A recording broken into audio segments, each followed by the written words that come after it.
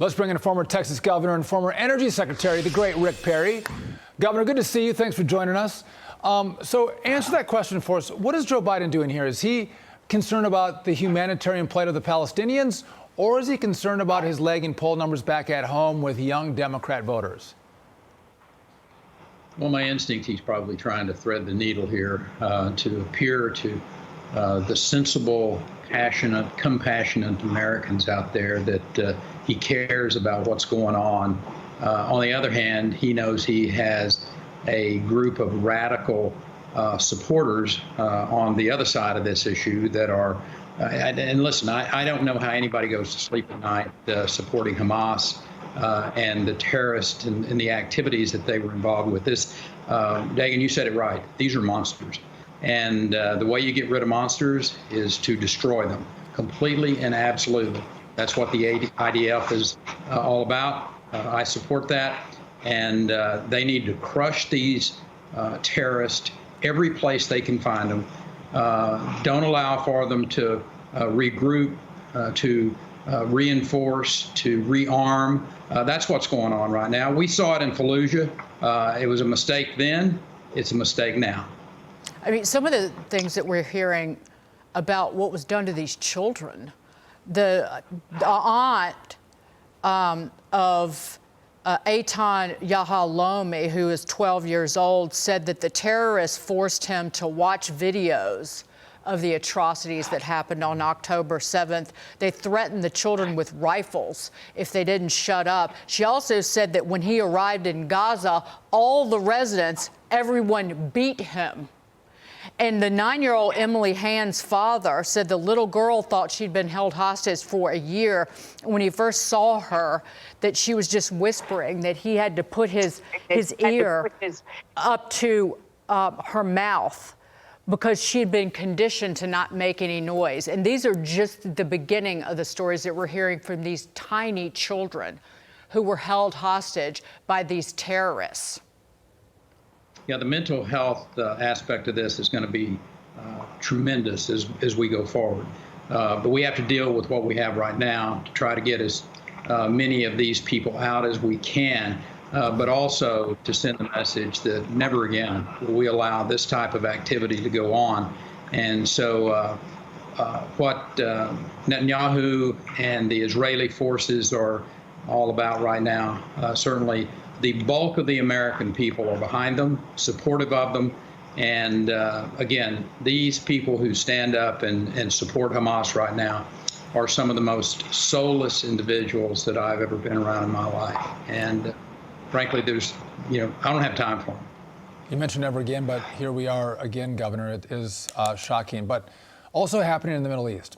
This week, the world's high and mighty leaders, they're going to flock to Dubai for the UN's annual climate summit called COP28. You can expect the usual pitches to save the world, eat less meat, make wealthy countries pay for climate damage done to developing nations, blah, blah, blah, the endless nonsense. And wouldn't you know, the host summit, the United Arab Emirates, which is hosting the COP28, is said to be using the summit to make oil deals. The BBC was the first to report on the story after reviewing leaked briefing documents from the UAE. I mean, Governor, this makes sense. The world still thrives on oil. It runs on oil. And so if you're the UAE and you have oil, of course you're going to try to sell it to the rest of the world who can't fund their economies, drive their economies on clean fuels. I know it kind of reminds you of Casablanca. Gambling? There's gambling going on in here. They're selling out of the UAE. I mean, listen, I know those individuals, great leaders over in those Middle Eastern countries that have been blessed with an extraordinary amount of natural resources, particularly in the form of fossil fuels. And that's what they do. They sell their liquefied natural gas, Qatar, for instance, and the UAE are traders. That's what they do. So the idea that somehow or another, when they get together, yeah, they're going to talk about the climate and all of those kind of things, carbon capture. I led a conference over there, I think the first one we had in that part of the world on carbon capture, which is, best I can tell, kind of one of those green energy things. But at the same time, who in the world would be surprised that somebody on a side panel or taking aside somebody and say, hey, listen, we've got a lot of liquefied natural gas. You need it in your country. You're going to have it to keep the lights on. And why wouldn't you be doing? I can promise you, if the Trump administration was there and we were given the opportunity to sell American liquefied natural gas, we would be all over it, as we did for about 4 years. My favorite part is that Antonio Guterres, the UN Secretary General, his quote is, "I can't believe it." That's the quote. The UN is a bunch of frauds. And all that Secretary General, the Mr. Global Boiling and humanity has opened the gates of hell when talking about climate change, that all they're there to do is bankrupt prosperous societies and nations and suckle on the teat of anybody who's got juice.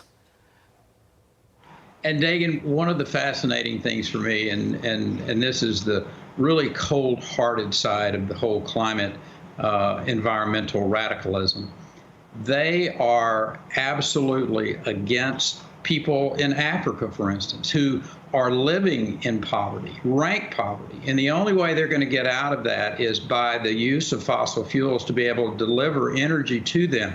Liquefied natural gas, small modular reactors. And the best I can tell, the environmental community don't like any of those. So I don't think there is a greater form of racism than this net zero movement that's basically saying we are going to be at net zero for fossil fuel use by 2050. And what you're saying to the African nation, a citizen of Africa, is, listen, just, you've got it as good as it's ever going to get over there. Your children are never going to have an incubator. You're never going to have the power to have the prosperity in your life, and that is as good as it's going to get. And that is cold-hearted. That is dark-souled, in my opinion.